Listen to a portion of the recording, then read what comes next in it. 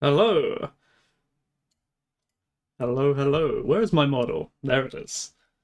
Welcome back to another Plato reading stream. It's been a little while since we did the last one. Not sure how many days, but a few too many days than it should have been. A few, that's not grammatically right. A few too many days. A few days too many. How can I compare? How can I say there's a few? I don't know. I don't know. There's probably a nice, elegant way of wording that, but I can't think of it. Well, in the last Plato reading, let me quickly open my little little document so I can remember what it was about. In the last one, I believe they were going more about the sort of the city idea, sort of, and they sort of talked about how the kinds of natures that pursue philosophy, what kind of people they are, and how they turn out in society. And they mentioned how they tend to be very, what do you use the word vigorous, very vigorous souls. They have a lot of, I guess, they have a lot of energy. They have they have a lot of drive, or perhaps even a lot of potential. And this can go either to good things or to bad things, depending on how they're raised and nurtured. And so what he's leading to is saying that the society we currently have does not really encourage people to become good philosophers. It discourages it, or it even abuses it even. Whereas in this utopian idea that he has, philosophy would be encouraged and nurtured, and then the world would become better. That's what he's sort of getting at. But then he goes on, but that's all sort of whatever. You know, that's a fun idea, but it's a bit boasting, I suppose. A bit how do you say, self-centered. It's a bit self-centered because he's a philosopher. Of course, he would say they're the best. But then at the last few pages of the last book, he starts mentioning the what seems to be the main part of the Republic's philosophical content. He's starting to really go into this theory of forms, and he introduces what he calls the metaphor of the line. Or at least, well, that's not what he doesn't call it anything. He just rambles on. People who read Plato call it the metaphor of the line, and you can, if you Google this, you'll find many such diagrams. And there's this separation between the world of appearances and the sort of the world of forms, where the forms are they're not visible. They can only be conceived of in the mind. And to be able to contemplate these forms, to be able to think only in forms in this sort of pure sense, and not be distracted by the world of appearances, then you are truly philosophizing or something. And I think he's probably gonna sort of mention the cave allegory, because that's what that's all about. It's sort of that difference between watching the shadows, which are the world as we see it, which are effectively only illusions. They don't tell the full truth. But then you leave the cave and you see the sunlight and you see the real, what is real, the real forms, these higher things. That was book 6. Going into book 7 now, I assume he's going to continue this train of thought. Although he may not. So the way these books tend to be structured is the first part of it, sometimes the first half or even the first 3/4, are really quite light. They take it through you. They take you through it very gently. But then as it gets near to the end of the book, then they sort of smoothly switch topic to the more difficult stuff. So they're probably going to do the same here. But we'll see. We'll see. We're getting book 7 now. We're well past the halfway part. Surely they don't need to treat us so gently anymore. We should be quite thoroughly into the meat of it. But let's get into it. I'll just see how many pages this is actually, so I know how to pace myself. Let's see, from 1133 to 1155. What is that? 22 pages? I think it is. All right. Oh, I better turn my light on actually. Otherwise, I'll be quite dead. I'll be quite blind.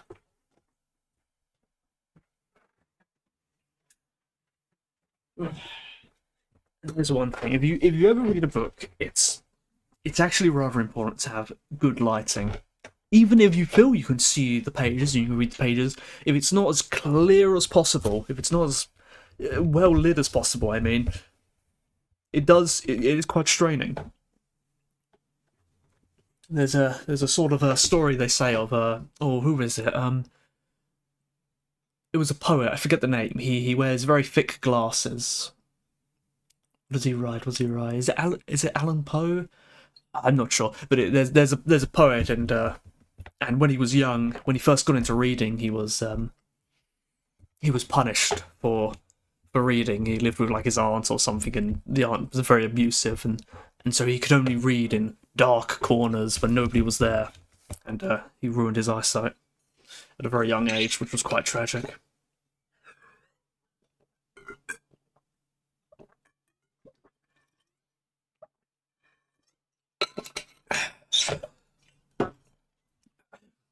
All right, let's get into the book. Book 7. Oh, let me just make... Did I change my title to Book 7? I did, yes, okay. Anyway, I forgot that once. Alright.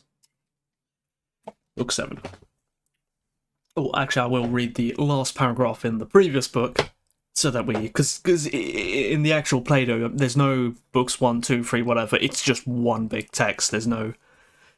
I assume the whole thing takes place as one big conversation over 10 hours, which is quite unbelievable in the very literal sense of the word. But let's get the last paragraph of the last book. Your exposition is most adequate. Thus, there are 4 conditions in the soul, corresponding to the 4 subsections of our line. Understanding for the highest, thought for the second, belief for the third, and imagining for the last. Arrange them in a ratio, and consider that each shares in clarity to the degree that the subsection it is set over shares in truth. I understand, agree, and arrange them as you say. That was the line they were talking about. Next, I said, compare the effect of education and of the lack of it on our nature to an experience like this. Imagine human beings living in an underground... here we go, we're getting to the allegory of the cave. I'm finally glad we've got to this, because this is very famous, very famous. Imagine human beings living in an underground cave-like dwelling with an entrance a long way up, which is both open to the light and as wide as the cave itself. They've been there since childhood, fixed in the same place, with their necks and legs fettered, able to see only in front of them, because their bonds prevent them from turning their heads around. Light is provided by a fire, burning far above and behind them. Also behind them, but on higher ground, there is a path, stretching between them and the fire. Imagine that along this path, a low wall has been built, like the screen in front of puppeteers above which they show their puppets. I'm imagining it. Then also imagine that there are people along the wall, carrying all kinds of artifacts that project above it. Statues of people and animals, made out of stone, wood, and every material. And as you'd expect, some of the carriers are talking, and some are silent. But it's a strange image you're describing, and strange prisoners. They're like us. Do you suppose, first of all, that these prisoners see anything of themselves and one another, besides the shadows that the fire casts on the wall in front of them? Oh, how could they, if they have to keep their heads motionless throughout life? What about the things being carried along the wall? Isn't it the same of them? Of course. And if they could talk to one another, don't you think they'd suppose that the names they used apply to the things they see passing before them? They'd have to. Let me read that sentence again. I messed that up. Hello, Dyer. We are hearing the most famous part of Plato's entire works, the allegory of the cave. Big thing. And if they talk to one another, don't you think they'd suppose that the names they used applied to the things they see passing before them? They'd have to. And what if their prison also had an echo from the wall facing them? Don't you believe that the shadows passing in front of them were talking whenever one of the carriers passing along the wall was doing so? No, that was... which one was that? I think it began with an E. It wasn't Archimedes, he got killed by the Romans. It wasn't the first one, he fell into a well. Who was it that died from a head? No, I think it might have been a, what's his name? Not Socrates, no, he's a playwright, he writes plays, begins with an S. Sophocles, was it Sophocles? Sophocles, turtle. Let me check. Death. Aeschylus, it was the other playwright, Aeschylus. It begins with an A. Aeschylus. Aeschylus, that's the one. An eagle dropped a turtle on his bald head. No, a rock, maybe. No, it was a turtle, I think. Should have been Plato. Plato has a very boring death. He died of old age.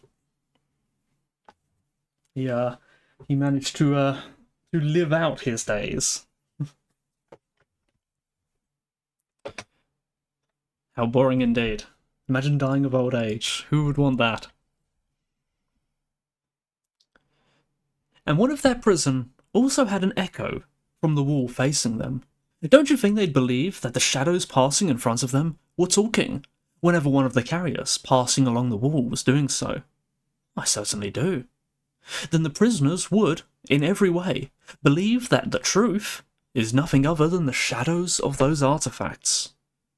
They must surely believe that. Consider, then, what being released from their bonds and cured of their ignorance would naturally be like. If something like this came to pass, when one of them was freed and suddenly compelled to stand up, turn his head, walk, and look up towards the light, surely he'd be pained and dazzled, unable to see the things whose shadows he'd seen before. What do you think he'd say if we told him what he'd seen before was inconsequential? But that now, because he is a bit closer to the things that are, and is turned toward things that are more, he sees more correctly. Or, to put it another way, if we pointed to each of the things passing by, asked him what each of them is, and compelled him to answer, don't you think he'd be at a loss, and that he'd believe that the things he saw earlier were truer than the ones he was now being shown? Much truer. And if someone compelled him to look at the light itself, wouldn't his eyes hurt? Wouldn't he turn around and flee towards the things he's able to see, believing that they're really clearer than the ones he's being shown? He would. And if someone dragged him away from there by force, up the rough, steep path, didn't let him go until he had dragged him into the sunlight, wouldn't he be pained and irritated at being treated that way? And when he came into the light, and with the sun filling his eyes, wouldn't he be unable to see a single one of the things now said to be true? He would be unable to see them, at least at first, I suppose. Then he'd need time to get adjusted before he could see the things in the world above. At first he'd see the shadows most easily, and then the images of men and other things in water, and then the things themselves. Of these, he might be able to study the things in the sky, and the sky itself more easily at night, looking at the light of the stars and the moon, and then, during the day, looking at the sun and the light of the sun. Of course. Finally, I suppose, he'd be able to see the sun, not images of it in water or some alien place, but the sun itself, in its own place, and be able to study that. Necessarily so. And at this point, he would infer and conclude that the sun provides the seasons and the years, governs everything in the visible world, and is in some way the cause of all things that he used to see. It's clear that would be his next step. What about when he reminds himself of his first dwelling place, his fellow prisoners, and what passed for wisdom there? Don't you think that he'd count himself happy for the change, and pity the others? Certainly. And if there had been any honours, praises, or prizes among them for the one who was sharpest at identifying the shadows as they passed by, and who best remembered which ones usually came earlier, which later, and which simultaneously, and who could thus best divine the future, do you think that our man would desire these rewards, or envy those among the prisoners who were honoured and held power? Instead, wouldn't he feel, with Homer, that he'd much prefer to work the earth as a serf to another one without possessions, and go through any sufferings rather than share their opinions, and live as they do? I suppose he would rather suffer anything than live like that. Consider this too. If this man went down into the cave again, and sat down in his same seat, wouldn't his eyes, coming suddenly out of the sun like that, be filled with darkness? They certainly would. And before his eyes had recovered, and the adjustments would not be quick, while his vision was still dim, if he had to compete again with the perpetual prisoners in recognising the shadows, wouldn't he invite ridicule? Wouldn't it be said of him that he'd return from his upward journey with his eyesight ruined, and that it isn't worthwhile to even try to travel upwards? And as for anyone who tried to free them and lead them upwards, if they could somehow get their hands on them, they'd probably kill him. They certainly would. This whole image, Glaucon, must be fitted together with what we said before. The visible realm should be likened to that prison dwelling, and the light of the fire inside it to the power of the sun. And if you interpret the upward journey and the study of things above as the upward journey of the soul to the intelligible realm, you'll grasp what I hope to convey, since that is what you wanted to hear about. Whether it's true or not, only God knows, but this is how I see it. In the knowledgeable realm, the form of the good is the last thing to be seen, and it is reached only with difficulty. Once one has seen it, however, one must conclude that it is the cause of all that is correct and beautiful in anything, that it produces both light and its source in the visible realm, and that, in the intelligible realm, it controls and provides truth and understanding so that anyone who is able to act sensibly in private or public must see it. I have the same thoughts, at least as far as I'm able. Come then, share with me this thought also.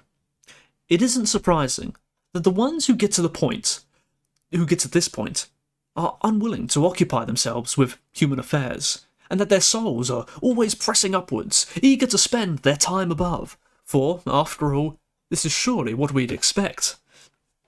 If indeed things fit the image I described before. It is. What about what happens when someone turns from divine study to the evils of human life?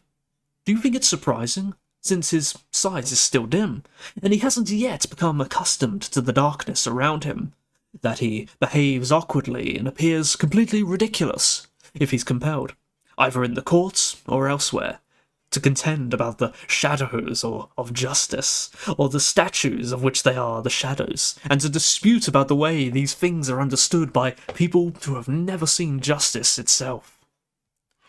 That's not surprising at all. No, it isn't. But anyone with any understanding would remember that the eyes may be confused in two ways, and from two causes. Namely, when they've come from the light into the darkness, and when they've come from the darkness into the light. Realizing the same applies to the soul, when someone sees a soul disturbed and unable to see something, he won't laugh mindlessly, but he'll take into consideration whether it has come from a brighter life and is dimmed through not having yet become accustomed to the dark, or whether it has come from greater ignorance into greater light and is dazzled by the increased brilliance.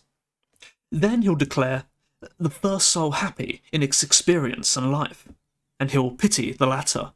But even if he chooses to make fun of it, at least he'd be less ridiculous than if he laughed at a soul that has come from the light above.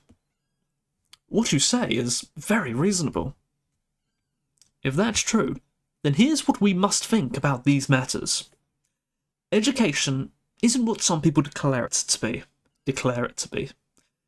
Namely, putting knowledge into souls that lack it, like putting sight into blind eyes. They do say that.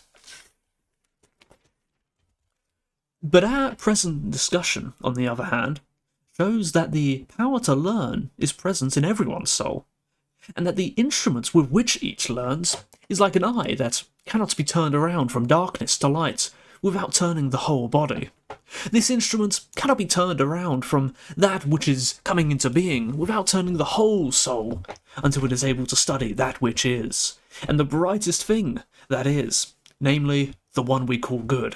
Isn't that right? Yes.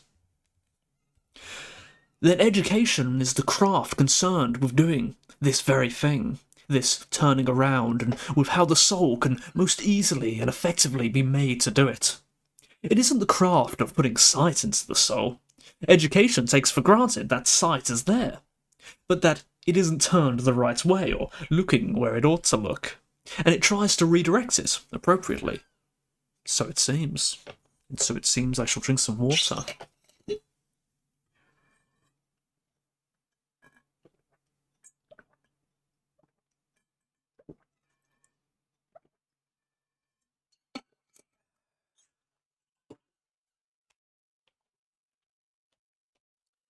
Now, it looks as though the other so-called virtues of the soul are akin to those of the body, for they aren't really there beforehand but are added later by habit and practice. However, the virtue of reason seems to belong, above all, to something more divine, which never loses its power but is either useful and beneficial or useless and harmful, depending on the way it is turned. Or have you never noticed this about people who are said to be vicious but clever? How keen the vision of their little souls is, and how sharply it distinguishes the things it is turned towards. This shows that its sight isn't inferior, but rather is forced to serve evil ends, so that the sharper it sees, the more evil it accomplishes. Absolutely. However, if a nature of this sort has been hammered at from childhood, and freed from the bonds of kinship with becoming, which have been fastened to it by feasting, greed, and other such pleasures, and which, like leaden weights, pull its vision downwards. If, being rid of these, it turned to look at true things, then I say that the same soul of the same person would see these most sharply, just as it does now the things it is presently turned towards. Probably so. And what about the uneducated, who have no experience of truth? Isn't it likely, indeed, doesn't it follow necessarily from what we've said before, that they will never adequately govern a city, but neither would those who have been allowed to spend their whole lives being educated? The former would fail because they don't have a single goal at which all their actions, public or private, inevitably aim. The latter would fail because they'd refuse to act, thinking that they had settled while still alive in the faraway isles of the blessed. That's true. It is our task as founders, then, to compare... It is our task as founders, then, to compel the best natures to reach the study we've said before is the most important, namely to make the ascent and see the good. But when they've made it and looked sufficiently, we mustn't allow them to do what they're allowed to today. What's that?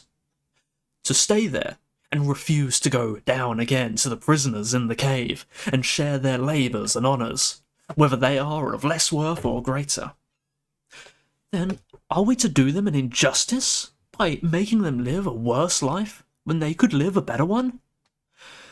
You're forgetting that this isn't the law's concern to make any one class in the city outstandingly happy, but to contrive to spread happiness throughout the city by bringing the citizens into harmony with each other through persuasion or compulsion, and by making them share with each other the benefits that each class can confer on the community.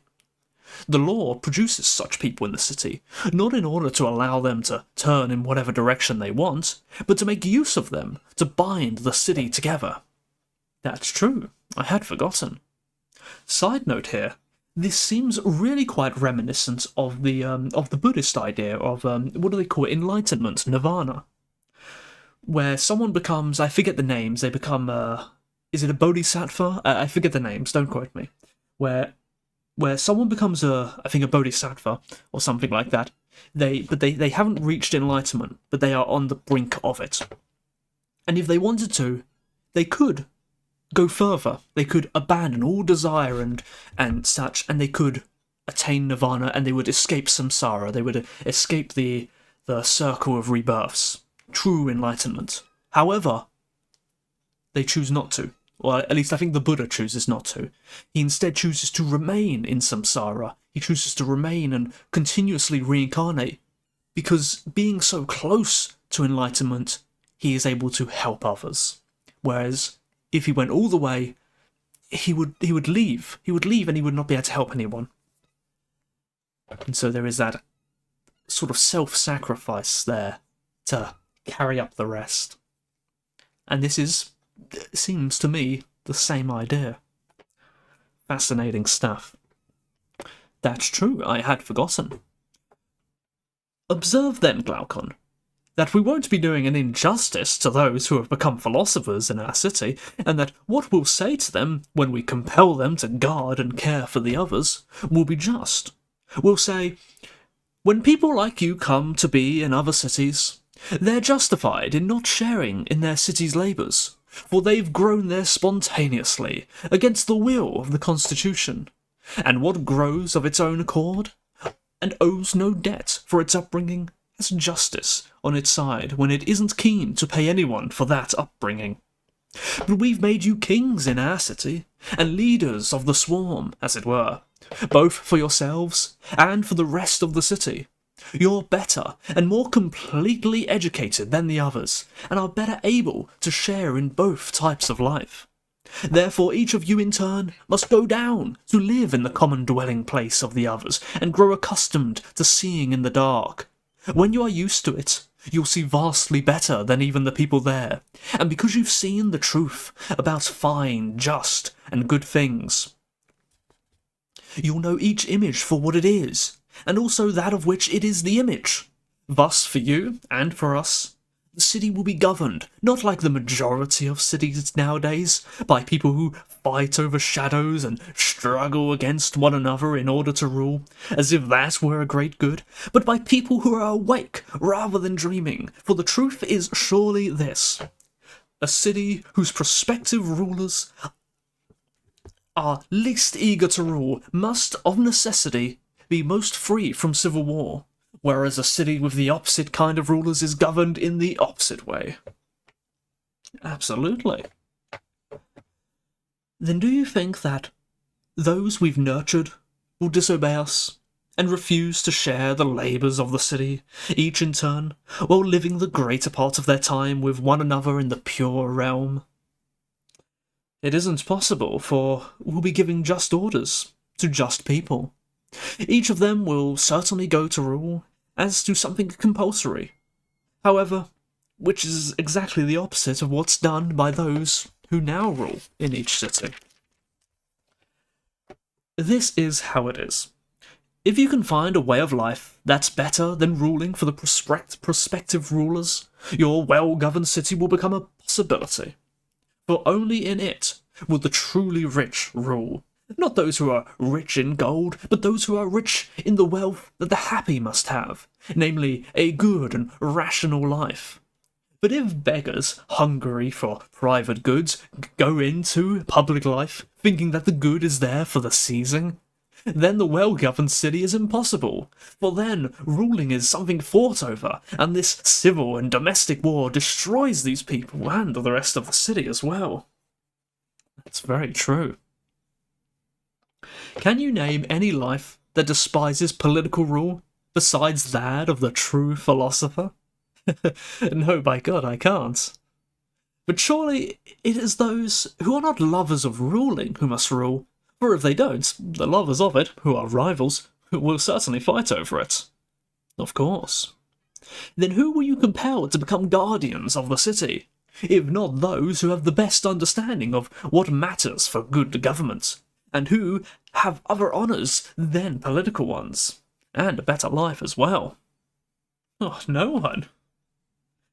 Do you want us to consider now how such people will come to be in our city, and how, just as some are said to have gone up from Hades to the gods, we'll lead them up to the light? Of course I do.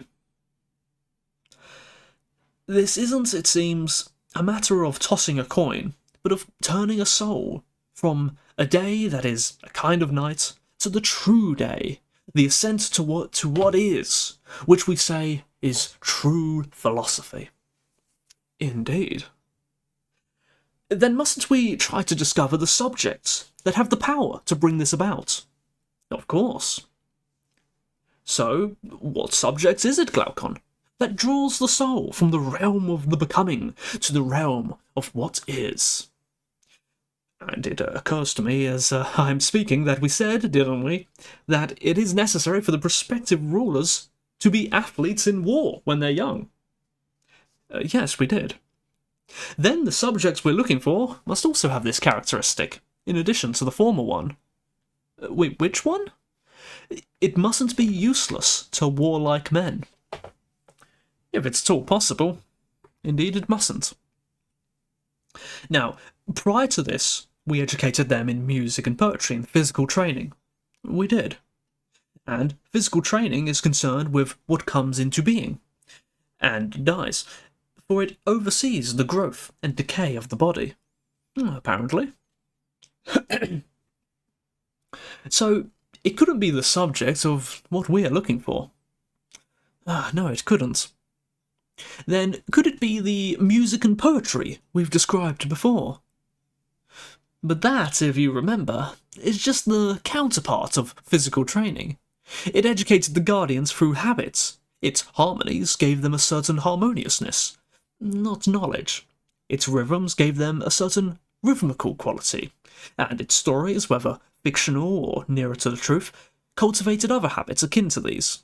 But as for the subjects you're looking for now, there's nothing like that in music and poetry. Your reminder is exactly to the point. There's really nothing like that in music and poetry. But Glaucon, what is there that does have this? The crafts all seem to be base or mechanical. How could there be otherwise? But apart from music, poetry, physical training, and the crafts, what subject is left?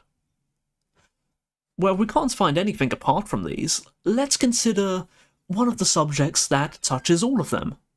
Oh, what sort of thing?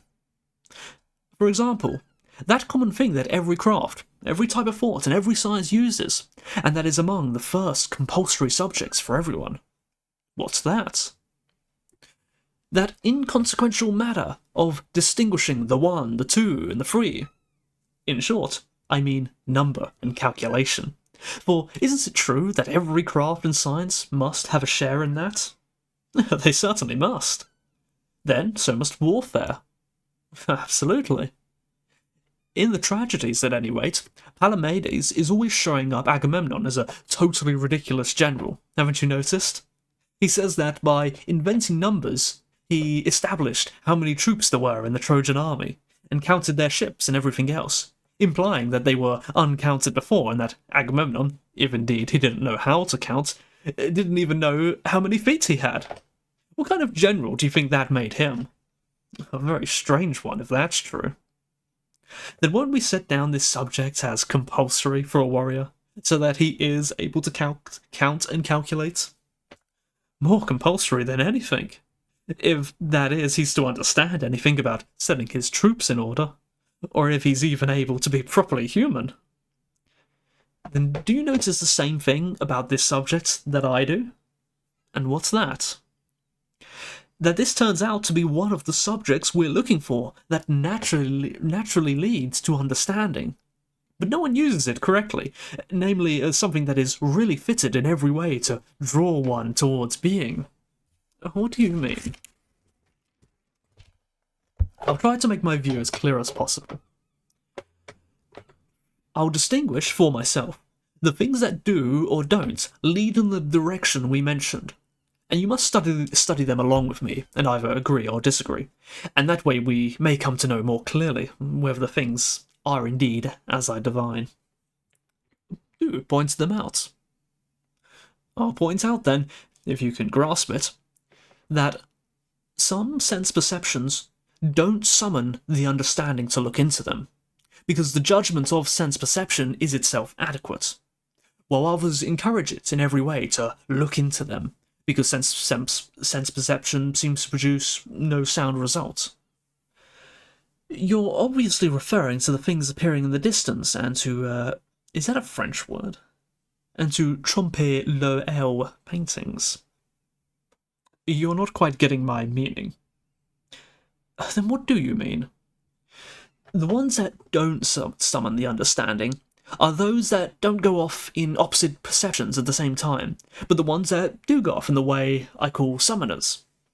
Whenever sense perception doesn't declare one thing any more than its opposite, no matter what the object striking the senses is, near at hand or far away, you understand my meaning. You understand my meaning better if I put it this way. These, we say, are free fingers. I assume Socrates is holding up free fingers. Huh? These, we say, are free fingers. The smallest, the second, and the middle finger. Smallest, second, middle. Smallest, second, middle. Okay, I get the fingers he's holding up. That's right. Assume that I'm talking about them as being seen from close by. Now, this is my question about them. What? It's apparent that each of them is equally a finger, and it makes no difference in this regard whether the finger is seen to be in the middle or at either end, whether it is dark or pale, thick or thin, or anything else of that sort. For in all these cases, an ordinary soul isn't compelled to ask the understanding of what a finger is, since sight doesn't suggest to it that a finger is, at the same time, the opposite of a finger. No, it doesn't. Therefore, it isn't likely that anything of that sort would summon or awaken the understanding. No, it isn't. But what about the bigness and smallness of fingers? Does sight perceive them adequately? Does it make no difference whether the finger is in the middle or at the end? Or is it the same with the sense of touch, as regards the thick and thin, the hard and soft? And do the other senses reveal such things clearly and adequately? Doesn't each of them rather do the following? The sense set over the hard is, in the first place, of necessity also set over the soft, and it reports to the soul that the same thing is perceived by it to be both hard and soft. That's right. And isn't it necessary that, in such cases, the soul is puzzled as to what this sense may be, what it means by the hard, if it indicates that the same thing is also soft, or what it means by the light and the heavy, if it indicates that the heavy is light or the light is heavy? Yes, indeed, these are strange reports for the soul to receive, and they do demand to be looked into. Then it's likely that in such cases, the soul, summoning calculation and understanding, first tries to determine whether each of these things announced to it is one or two. Of course. If it is evidently two, won't each be evidently distinct and one? Yes.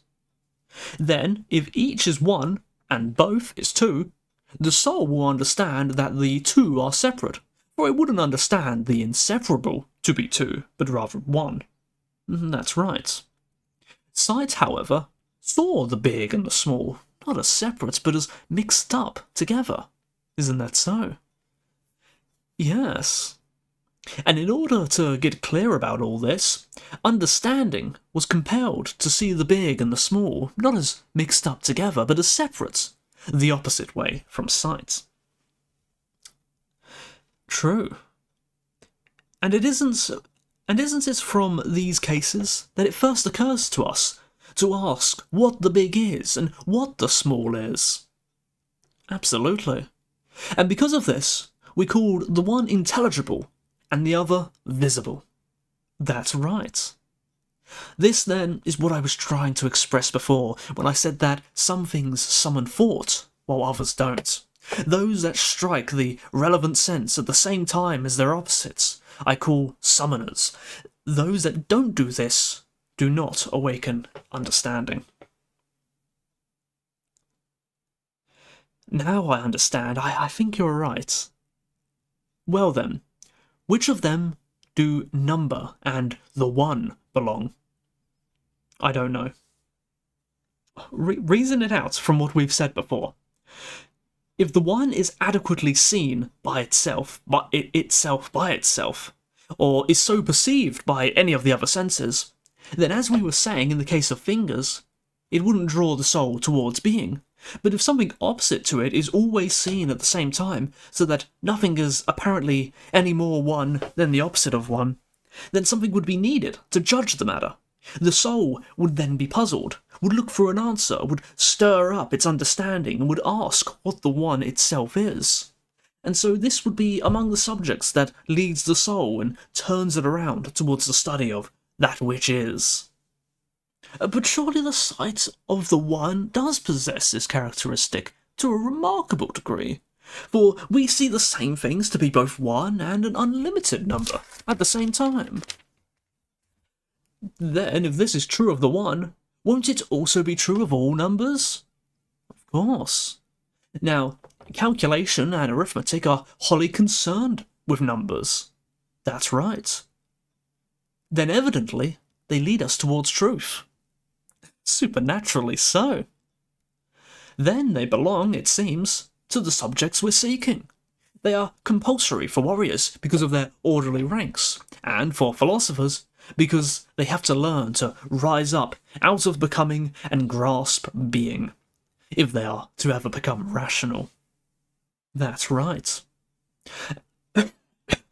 And our guardian must be both a warrior and a philosopher.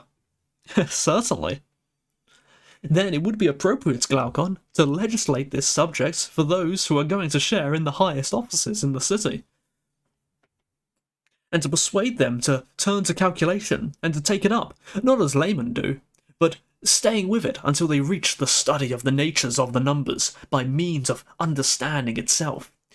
Not like tradesmen and retailers for the sake of buying and selling, but for the sake of war and for ease in turning the soul around. Away from becoming and towards truth and being. Well put. There we go, sorry, I was choking on the water.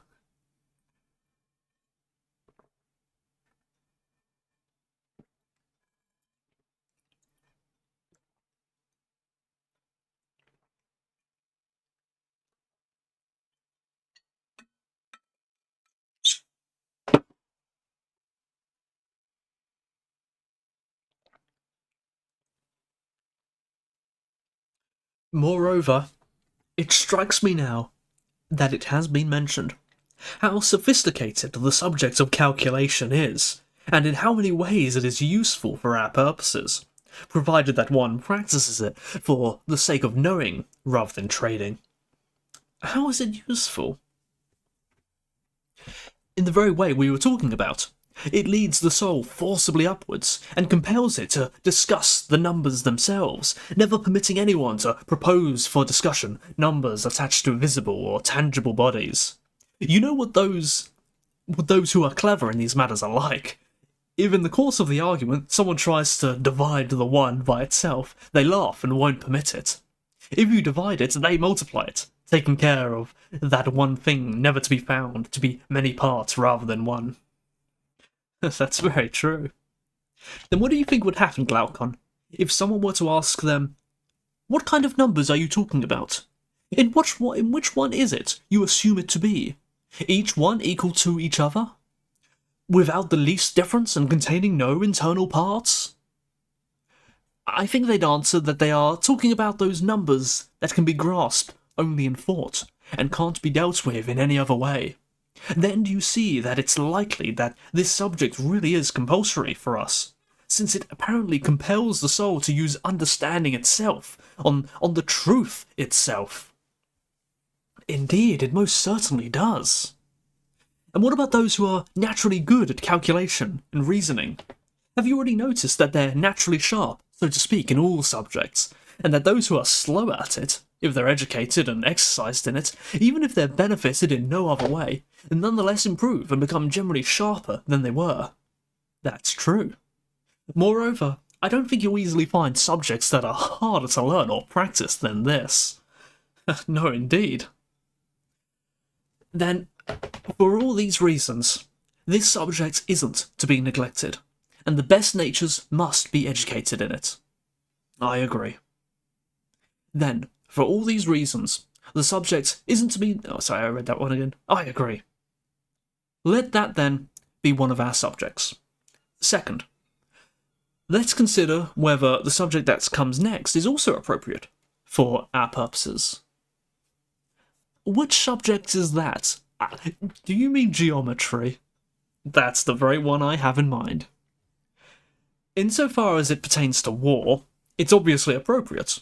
For when it comes to setting up the camp, occupying a region, concentrating troops, deploying them, or with regard to any of the other formations an army adopts in battle or on the march, it makes all the difference whether someone is a geometer or not. But for things like that, even a little geometry, or calculation for that matter, would suffice. What we need to consider is whether the greater or more advanced part of it tends to make it easier to see the form of the good. And we say that anything has that tendency if it compels the soul to turn itself around towards the region in which lies the happiest of the things that are, the one the soul must see at any cost. You're right. Therefore, if geometry compels the soul to study being, it's appropriate, but if it compels it to study becoming, it's inappropriate. So we've said, at any rate. Now, no one with even a little experience of geometry will dispute that this science is entirely the opposite of what is said about it in the accounts of its practitioners. How do you mean? They give ridiculous accounts of it, though they can't help it, for they speak like practical men, and all their accounts refer to doing things. They talk of squaring, applying, adding, and the like, whereas the entire subject is pursued for the sake of knowledge. Absolutely. And mustn't we also agree on a further point? What is that? That their accounts are for the sake of knowing what always is, not what comes into being and passes away. That's easy to agree for geometry is knowledge of what always is. Then it draws the soul towards truth, and produces philosophic thought, by directing upwards what we now wrongly direct downwards. As far as anything possibly can. Then as far as we possibly can, we must require that those in your fine city not to neglect geometry in any way, for even its byproducts are not insignificant. Its byproducts? Which do you mean? The ones concerned with war that you mentioned. But we must also surely know that when it comes to better understanding any subject, there is a world of difference between someone who has grasped geometry and someone who hasn't. Yes, by God, a world of difference. Then shall we set this down as a second subject for the young? Let's do so, he said. And what about astronomy? Shall we make it the third, or do you disagree? That's fine with me as well, for a better awareness of the seasons, months, and years is no less appropriate for a general than for a farmer or navigator. You amuse me. You're like someone who's afraid that the majority will think he's prescribing useless subjects. It's no easy task, indeed, it's very difficult, to realise that in every soul there is an instrument that is purified and rekindled by such subjects when it has been blinded and destroyed by other ways of life. An instrument that is more important to preserve than 10,000 eyes, since only one with it, since only with it can the truth be seen. Those who share your belief that this is so will think you're speaking incredibly well, while those who have never been aware of it will probably think you're talking nonsense, since they see no benefit worth mentioning in these subjects. So decide right now which group you're addressing, or are your arguments for neither of them, but mostly for your own sake? Though you won't begrudge anyone else whatever benefit he's able to get from them. The latter, I want to speak, question, and answer mostly for my own sake. Then let's fall back to our earlier position, for we were wrong just now about the subject that comes after geometry. What was our error? After plane surfaces, we went on to revolving solids, before dealing with solids themselves, but the right thing to do was to take up the third dimension, right after the second, and this, I suppose, consists of cubes, and of whatever shares in depth. You're right, but this subject hasn't been developed yet. There are two reasons for that. First, because no city values it. This difficult subject is little researched. Second, the researchers need a director, for without one, they won't discover anything. To begin with, such a director is hard to find, and then, even if he could be found, those who currently do research in this field would be too arrogant to follow him. If an entire city helped to supervise it, however, and took the lead in valuing it, then he would be followed, and if the subject was consistently and vigorously pursued, it would soon be developed. Even now, when it isn't valued, and is held in contempt by the majority, and is pursued by researchers who are unable to give an account of its usefulness. Nevertheless, in spite of all these handicaps, the force of its charm has caused it to develop somewhat. So that it wouldn't be surprising if it were further developed, even as things stand. The subject does have outstanding charm, but explain to me more clearly what we were saying just now. The subject that deals with plane surfaces you took to be geometry. Yes. And at first you put astronomy after it, but later you went back on that. In my haste to go through them all, I've only progressed more slowly. Wait, I think that was Socrates talking. In my haste to go through them all, I've only progressed more slowly. The subject dealing with the dimension of depth was next, but because it's... I need to drink some water, sorry.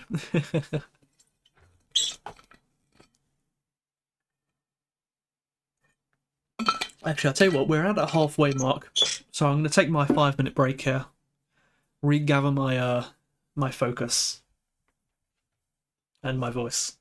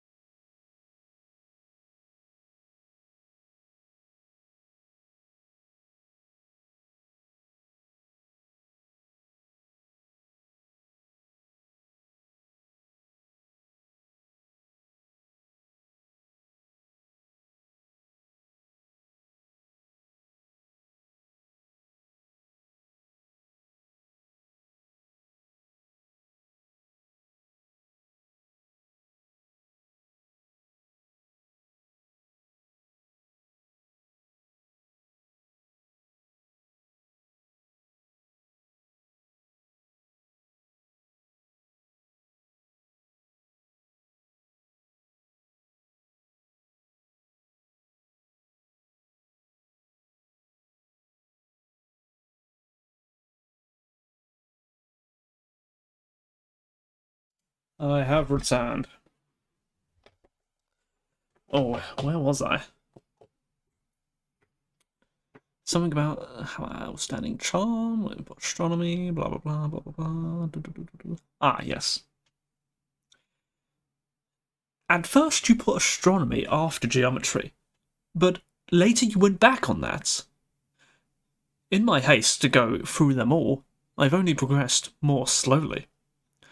The subject dealing with the dimension of depth was next, but because it's in a ridiculous state, I passed it by and spoke of astronomy, which deals with the motions of things having depth, after geometry. That's right. Let's then put astronomy as the fourth subject, on the assumption that solid geometry will be available if a city takes it up. Side note is a funny, sort of, since we're reading a book written over 2,000 years ago, I guess their knowledge of volume and the mathematics and stuff related to that are probably quite weak, which is rather amusing.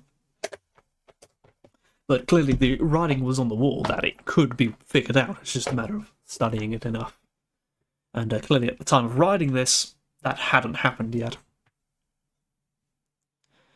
That seems reasonable. And since you reproached me before for praising astronomy in a vulgar manner, I'll now praise it your way.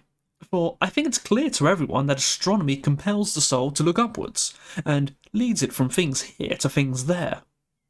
It may be obvious to anyone except me, but that's not my view about it. Then what is your view? As it's practiced today, by those who teach philosophy, it makes the soul look very much downwards. How do you mean?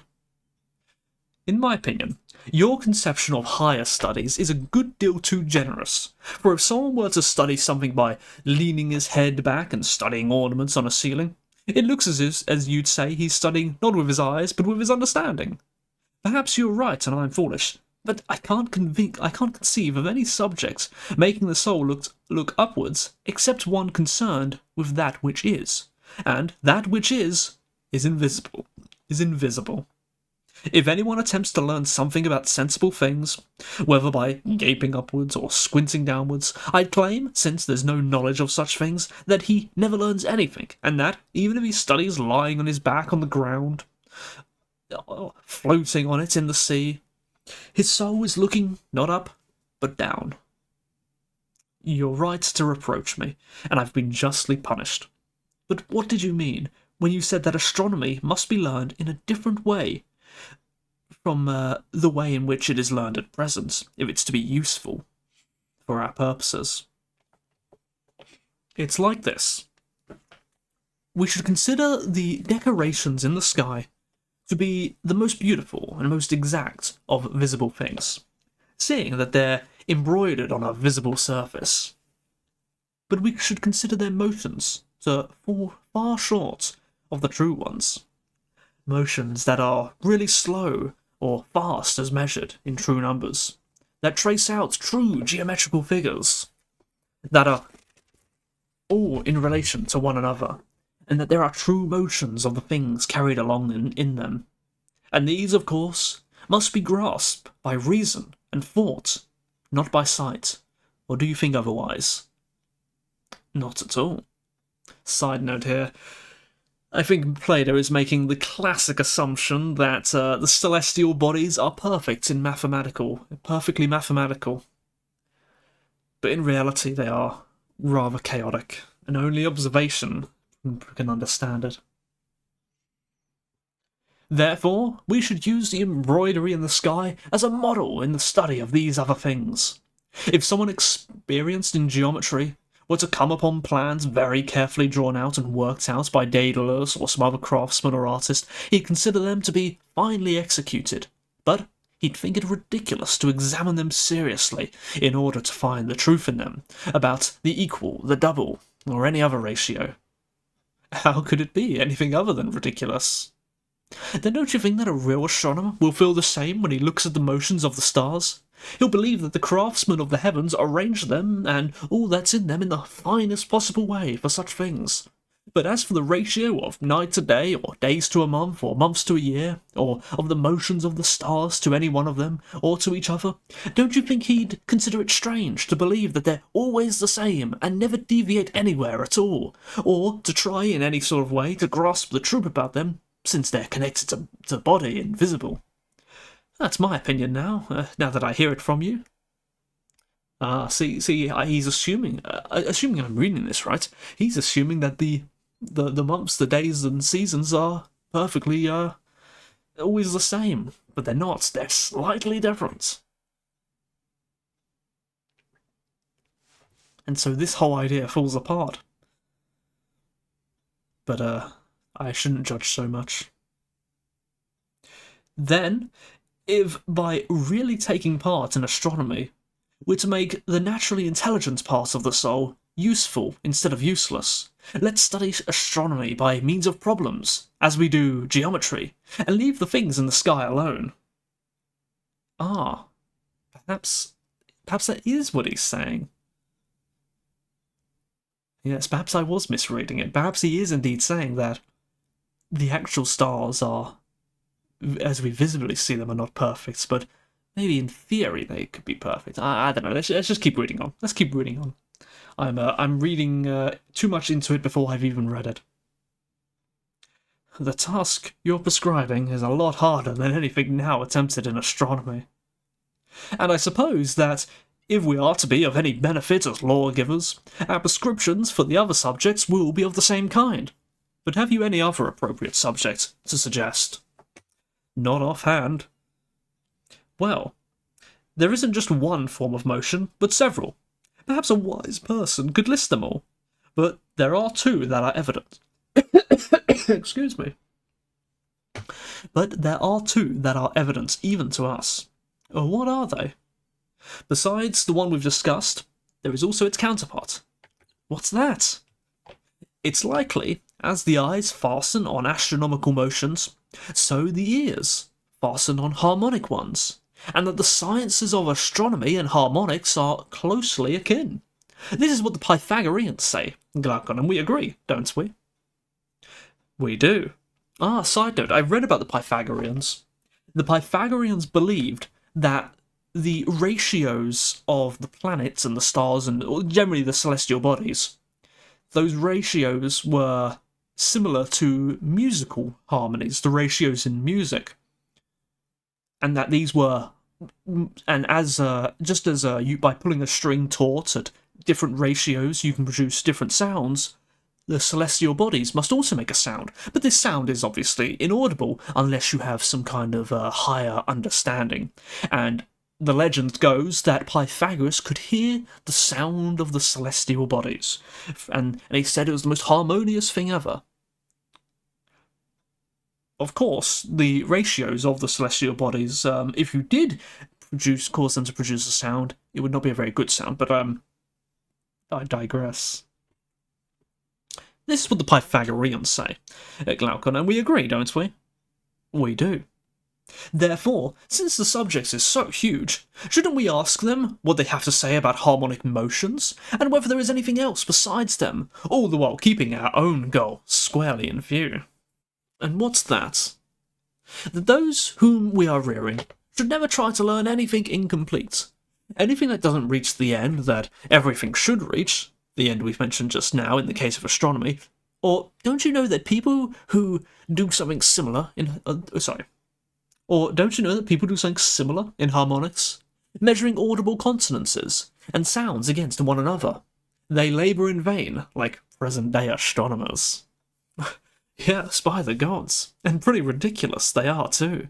They talk about something they call a dense interval and a quarter tone, putting their ears to their instruments like someone trying to overhear what the neighbours are saying.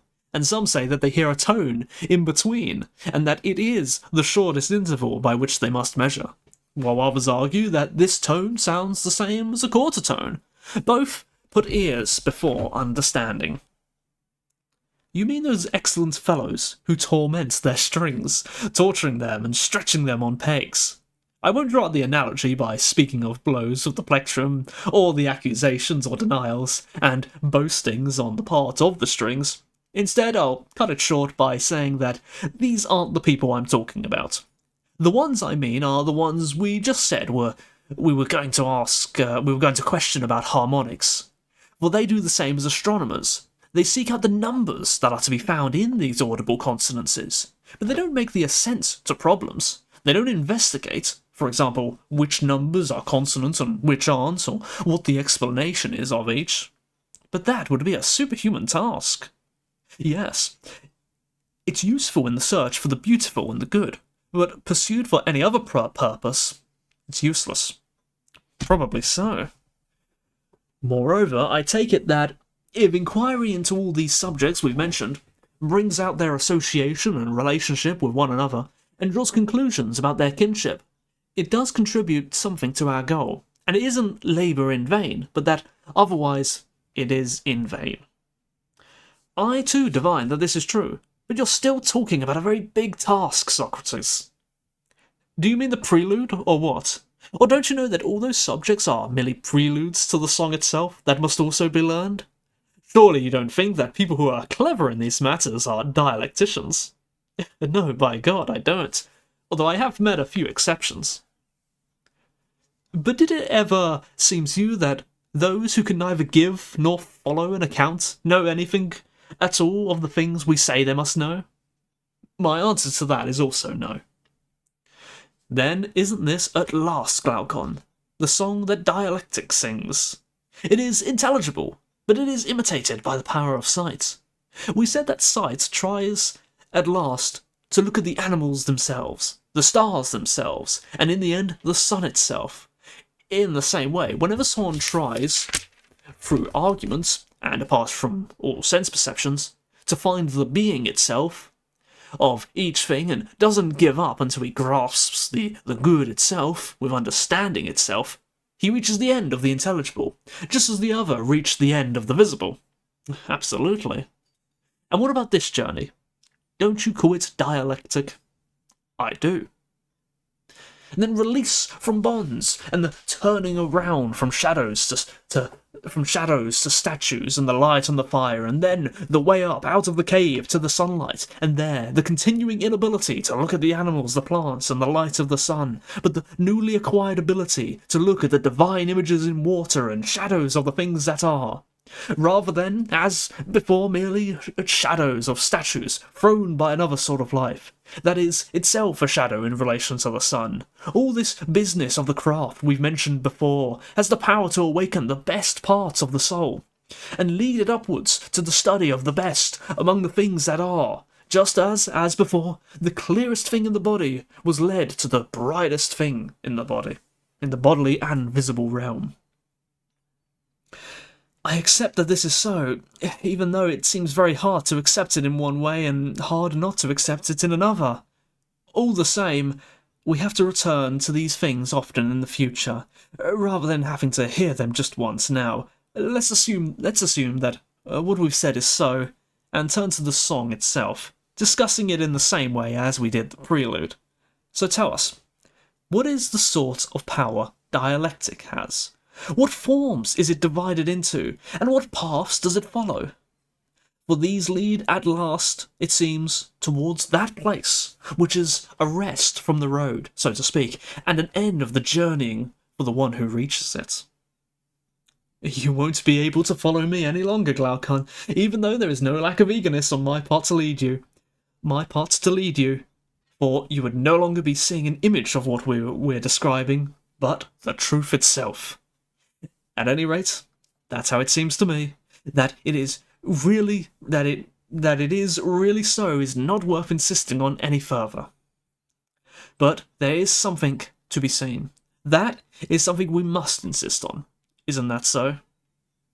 Of course. And mustn't we also insist that the power of dialectic could reveal it only to someone experienced in the subjects we've described, and that it cannot reveal it in any other way? That too is worth insisting upon. At any rate, no one will dispute when we say that there is no other inquiry that systematically attempts to grasp, with respect to each thing itself, what the being of it is. For all the other crafts are concerned with human opinions and desires, with growing or construction, or with the care of growing or constructed things. And as for the rest, I mean geometry and the subjects that follow that, we describe them as, to some extent, grasping what is. For we saw that, while they do dream about what is, they are unable to command a waking view of it, and as long as they make use of hypotheses that they leave untouched and that they cannot give an account of, what mechanism could possibly turn any agreement into knowledge when it brings with something unknown and puts together the conclusion and the steps in between from what is unknown? Therefore, there is obviously none. Therefore, dialectic is the only inquiry that travels this road, doing away with hypotheses and proceeding to first principles itself, so as to be secure, and, when the eye of the soul is really buried in a sort of barbaric bog, dialectic gently pulls it out and leads it upwards, using the crafts we've described to help it and cooperate with it in turning the soul around from force of habit. We've often called these crafts sciences, or kinds of knowledge, but they need another name, clearer than opinion, darker than knowledge. We called them thought somewhere before. But I presume that we won't dispute about a name when we have so many more important matters to investigate. Of course not. It will therefore be enough to call the first section knowledge, and the second section thought, the third belief, and the fourth imagining, just as we did before with the line metaphor. The last two together we call opinion, the other two intellect. Opinion is concerned with becoming, intellect with being, and as being is to becoming, so intellect is to opinion, and as intellect is to opinion, so knowledge is to belief, and thought to imagining. But as for the ratios between the things that these are set over, and the division of either the opinionable or the intelligible section in two, let's pass them by, Glaucon, lest they involve us in arguments many times longer than the ones we've already gone through. I agree with you about the others in any case, insofar as I'm able to follow. Then do you call someone who is able to give an account of the being of each thing dialectical, but insofar as he is unable to give an account of something either to himself or to another, do you deny that he has any understanding of it? How could I do anything else? Then the same applies to the good. Unless someone can distinguish in an account the form of the good from everything else. I wasn't sure where that sentence was going. Let me try that again. Then the same applies to the good.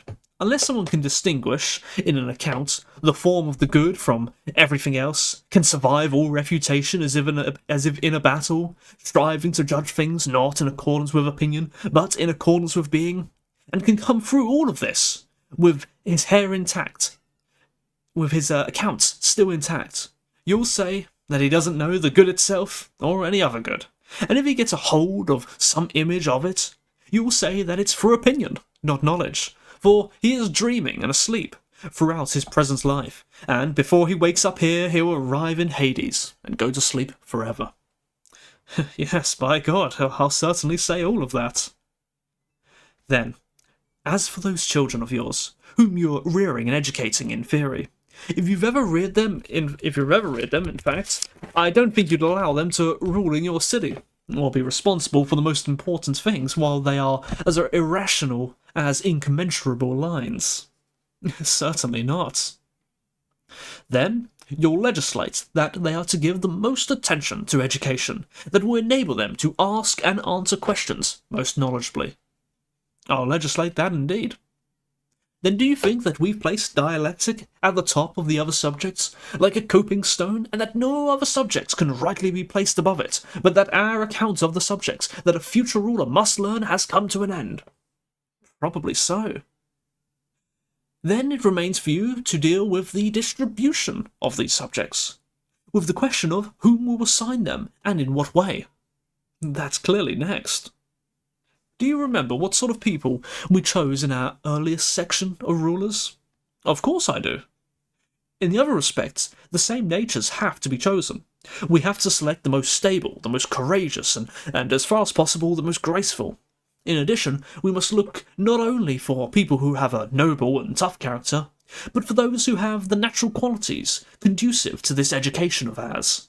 Which ones exactly? They must be keen on the subjects, and learn them easily, for people's souls give up much more easily in hard study than in physical training, since the pain, being peculiar to them and not shared with the body, is more their own. That's true. We must also look for someone who has got a good memory, is persistent, and is, in every way, a lover of hard work. How else do you think he'd be willing to carry out both the requisite body labours and also complete so much study and practice? Nobody would, unless his nature was in every way a good one. In any case, the present error, which, as we've said before, explains why philosophy isn't valued, is that she's taken up by people who are unworthy of her, for illegitimate students shouldn't be allowed to take her up, but only legitimate ones. How so? In the first place, no student should be lame in his love of hard work, really loving only one half of it and hating the other half. This happens when someone is a lover of physical training, hunting, or any other kind of bodily labour and isn't a lover of learning, listening, or inquiry, but hates the work involved in them. And someone whose love of hard work tends in the opposite direction is also lame. That's very true. Similarly, with regard to truth, won't we say that a soul is maimed if it hates a voluntary falsehood? It cannot endure to have one in itself, and is greatly angered when it exists in others, but is nonetheless content to accept an involuntary falsehood, isn't angry when it is caught being ignorant, and bears its lack of learning easily, wallowing in it like a pig. Absolutely. And with regard to moderation, courage, high-mindedness, and all the other parts of virtue, it is also important to distinguish the illegitimate from the legitimate. For when either a city or an individual doesn't know how to do this, it unwittingly employs the lame and illegitimate as friends or rulers for whatever services it wants done.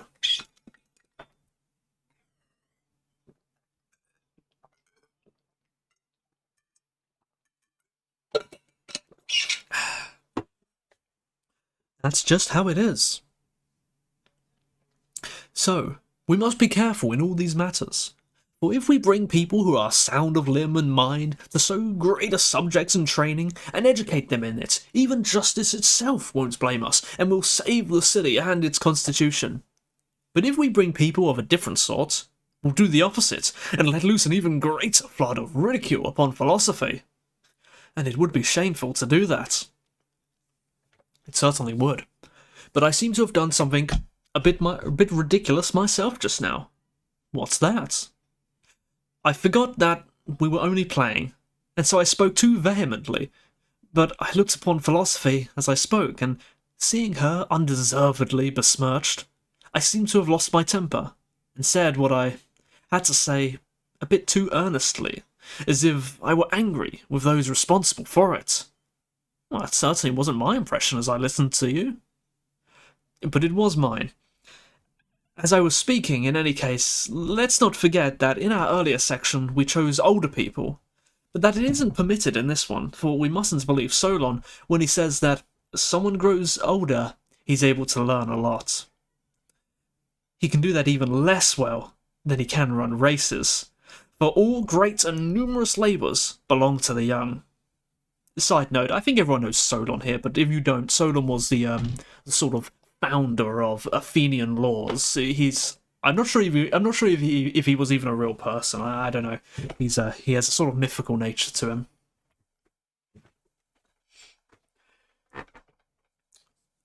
When he says this as someone, I read that. Therefore, calculation, geometry, and all the preliminary education required for dialectic must be offered to the future rulers in childhood, and not in the shape of compulsory learning either. Why is that? Because no free person should learn anything like a slave. Forced bodily labour does no harm to the body, but nothing taught by force stays in the soul. That's certainly true.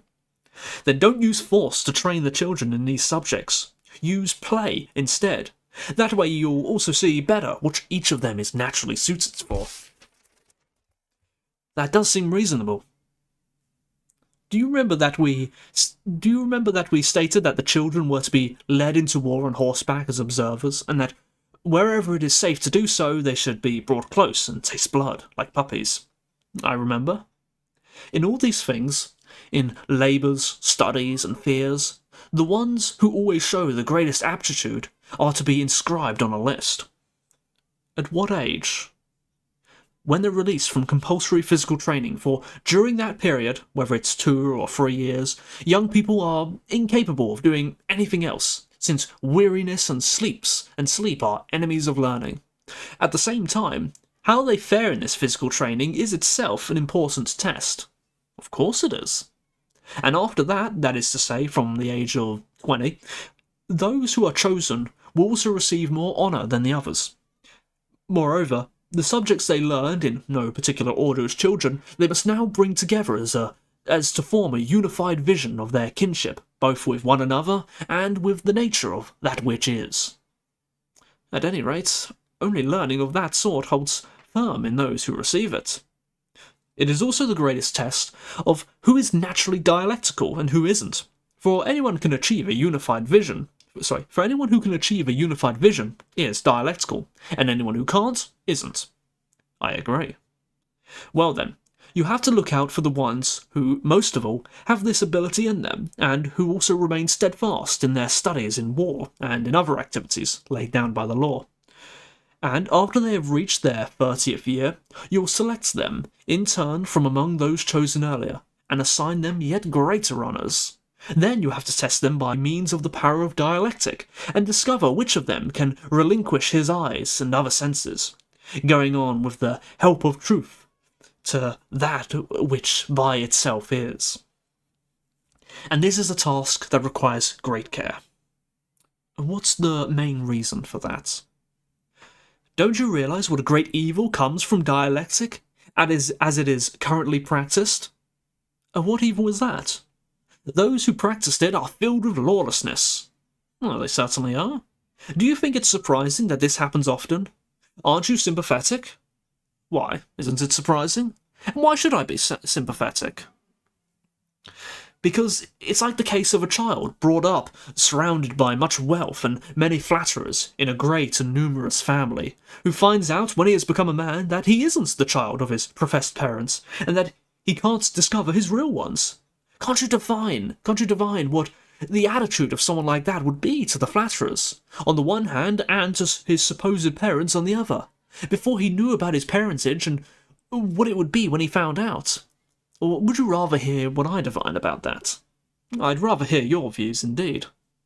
Well, I divine that during the time that he didn't know the truth, he'd honour his father, mother, and the rest of his supposed family more than he would the flatterers, and that he'd pay greater attention to their needs, be less likely to treat them lawlessly in word or deed, and be more likely to obey them than the flatterers in any matters of importance. Probably so. However, when he became aware of the truth, his honour and enthusiasm would lessen for his family, and increase for the flatterers. He'd obey the latter far more than before, begin to live in the way that they did, and keep company with them openly, and, unless he was very decent by nature, he'd eventually care nothing for that father of his, or any of the rest of his supposed family. All this would probably happen, as you say, but in what way is it an image of those who take up arguments? Yeah, it is as follows. We hold from childhood certain convictions about just and fine things.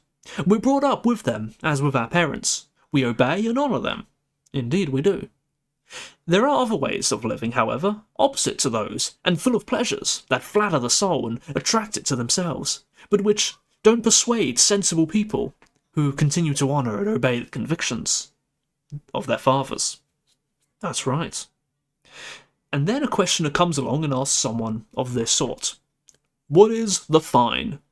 And when he answers what he has heard from the traditional lawgiver, the argument refutes him, and by refuting him often, and in many places, shakes him from his convictions, and makes him believe that the fine is no more fine than shameful, and the same with the just, and the good, and the things he honoured most. What do you think his attitude will be, then, to honouring and obeying his earlier convictions? of necessity he won't honour or obey them in any way. Then, when he no longer honours and obeys these convictions and can't discover the true ones, will he be likely to adopt any other ways of life than the one that which flatters him? No, he won't. And suppose, from being law-abiding, he becomes... and I suppose, from being law-abiding, he becomes lawless. Inevitably. Then, as I asked before, isn't it only to be expected that this is what happens to those who take up arguments in this way? And don't they therefore deserve a lot of sympathy? Yes, and they deserve pity too. Then, if you don't want your 30-year-olds to be objects of such pity, you have to be extremely careful with how you introduce them to arguments. That's right. And isn't it one lasting precaution not to let them taste arguments while they're young? I don't suppose that it has escaped your notice that when young people get their first taste of arguments, they misuse it by treating it as a game of contradiction. They imitate those who refuted them by refuting others themselves, and, like puppies, they enjoy dragging and tearing those around them with their arguments. They're excessively fond of it. Then, when they've refuted many, and been refuted by them in turn, they forcefully and quickly fall into disbelieving what they believed before, and as a result, they themselves and the whole of philosophy are discredited in the eyes of others. That's very true. But an older person won't want to take part in such madness. He'll imitate someone who is willing to engage in discussion in order to look for the truth, rather than someone who plays at contradiction for sport. He'll be more sensible himself, and will bring honour rather than discredit to the philosophical way of life. That's right.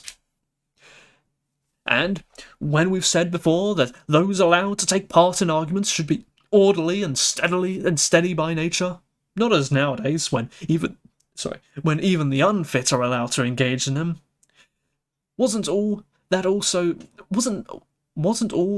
said as a precaution? That's a strange sentence. I'm sorry, I didn't get that. Of course. Then, if someone continuously, strenuously, and exclusively devotes himself to participation in arguments, exercising himself in them just as he did in the bodily physical training, which is their counterpart, would that be enough? Do you mean 6 years or 4? It doesn't matter. Make it 5. And after that, you must make them go down into the cave again, and compel them to take command in matters of war, and occupy the other offices suitable for young people, so that they won't be inferior to the others in experience.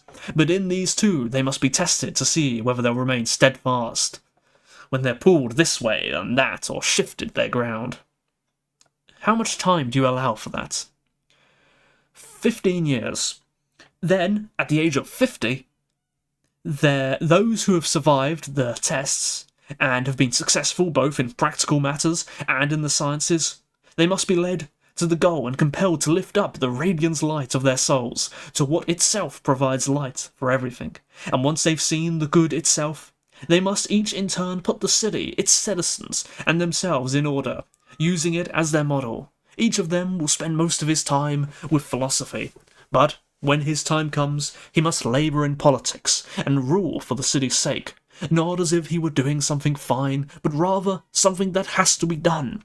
Then, having educated others like himself to take his place as guardians of the city, he will depart for the Isles of the Blessed and dwell there. And, if the Pythia agrees, the city will publicly establish memorials and sacrifices to him as a daemon, but if not, then as a happy and divine human being. Like a sculptor, Socrates, you produce ruling men that are completely fine.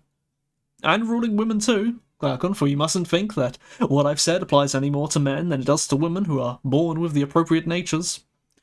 That's right, if indeed they are to share everything equally with the men, as we said they should.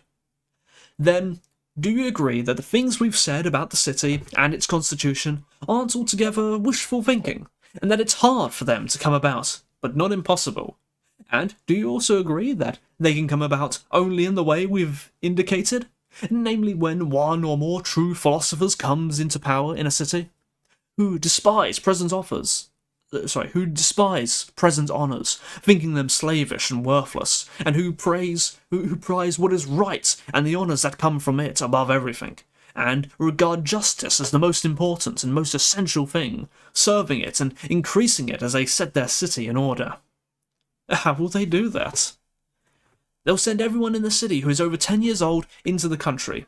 Then they'll take possession of the children, who are now free from the ethos of their parents, and bring them up in their own customs and laws, which are the ones we've described.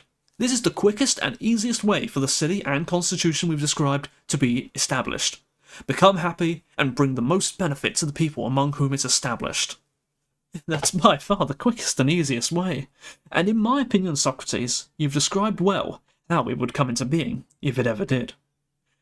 Then isn't that enough about this city and the man who is like it? Surely it is clear what sort of man we'll say he has to be. It is clear, he said. And as for your question, I think we have reached the end of this topic. That is the end of Book 7. You know what? That was a really good one. I'd say that was the best one so far. It was somewhat easy to follow. Very entertaining, lots of energy, very, very interesting. So far, my favourite book. I feel like we're really in the heart of it now. So I'm really curious what the next 8, 9, 10, next 3 books will have in store for us. How we're going to come to the end of this saga. What good fun. Alright, thanks for watching. This has been The Republic, Book 7.